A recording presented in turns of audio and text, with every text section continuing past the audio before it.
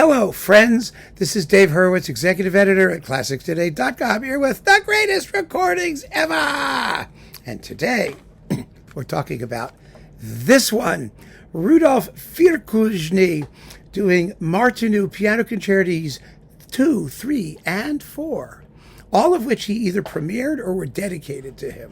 It's kind of amazing. There's nobody who was more involved with his music than Firkušný, which is wonderful. And the fact that he was able late in his career, but still in absolutely top form technically, to make this record at all is a wonder, an absolute wonder. It's phenomenal. It features the Czech Philharmonic conducted by Libor Pešek, which is, doesn't get better than that in this music. And this recording was made in, let's see, what was it? 1994, it looks like.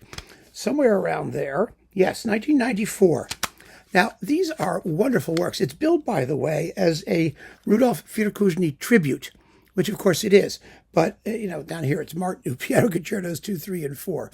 So if you see Rudolf Firkušný tribute, which are maybe filed under that somewhere, this is what you're getting. First of all three concerti are fantastic. Martinu wrote 5, count them, 5 piano concertos that are just piano concertos, and then a whole slew of concertante works, including the piano. I mean, there's like a dozen of them. So there's tons of other stuff. But these are his canonical piano concertos, and each is very different and very characteristic of the different phases of his career. Number 2, which I think has a date here, was 1934. Well, it was written in France. It was part of his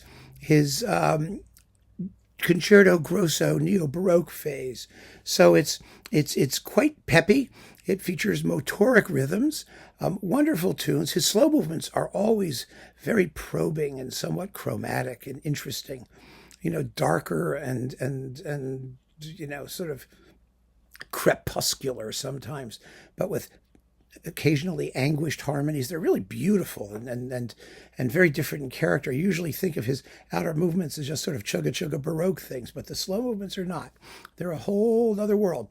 And then, the bubbly finale where the Baroque pattern comes back. It's a very, very charming work. And I saw Firkušný play it live at Carnegie Hall, and it was a delightful concert. Absolutely delightful. Number 3 was dates from the period of Martinu's symphonies. So it's 1948. It's a heavily symphonic work. People say it's his most Brahmsian. It doesn't sound anything like Brahms, not even vaguely. But it is a big, beefy, sort of romantic style concerto with broader themes. And it's got a nice healthy tam-tam swat in the finale. When the main theme comes back, it's in cyclical form. It's very symphonic. And it's his most popular, to the extent any of his piano concertos are well known. It's the one that people play the most frequently because it's the one that relates most plainly to the romantic virtuoso tradition. Although it's just a wonderful work. It's got full of good tunes. I mean, it's got so many good tunes in it. You could just hum the whole thing from beginning to end, and you'll just love it. Now, the 4th is subtitled Incantations. In some ways, it's the most interesting of all, and certainly the most characteristic. It's part of his late style. Let me see, what's that? 1956, which is shortly before his death. He died in 1959. Where he wrote music of great hallucinatory power. It explores, like his great opera Julieta, dream states, it seems. And Incantations really says it all, doesn't it? There's something mystical and magical about it. It's only in 2 movements. It lasts barely 20 minutes, 18 minutes and a bit, which is about the same length as Ravel's left-hand piano concerto. It has no distinct themes.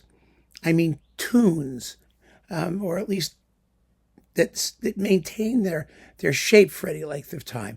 It's based on little twitchy motives, tiny little motives and rhythmic figures and ostinati and fantastical colors. There's a wonderful passage for piano and harp behind it, and it's a very characteristic use of percussion, a little tambourine and snare drum. And Martinu is a twitchy composer, a fast composer.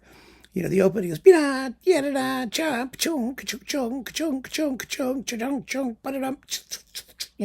like that. Little xylophone riffs. It does sound almost primal, a ritualistic and incantory, hallucinatory, whatever you call it, quality.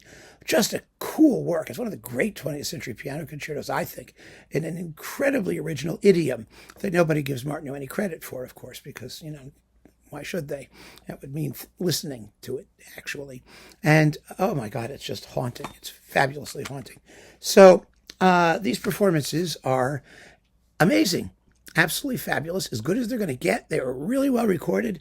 The orchestra is fantastic. Pešek is great. It's delightful, and it's wonderful that RCA actually bothered to get the guy who really was associated with this music and who was its most powerful exponent. It's like Charles Mackerras doing Janáček. I mean, you want to have certain people do certain things.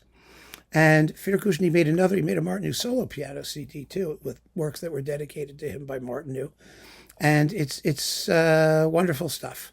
Classic, important, historically important, artistically wonderful, and unquestionably, one of the greatest recordings ever. So get this and keep on listening, friends. Thanks for joining me. Take care.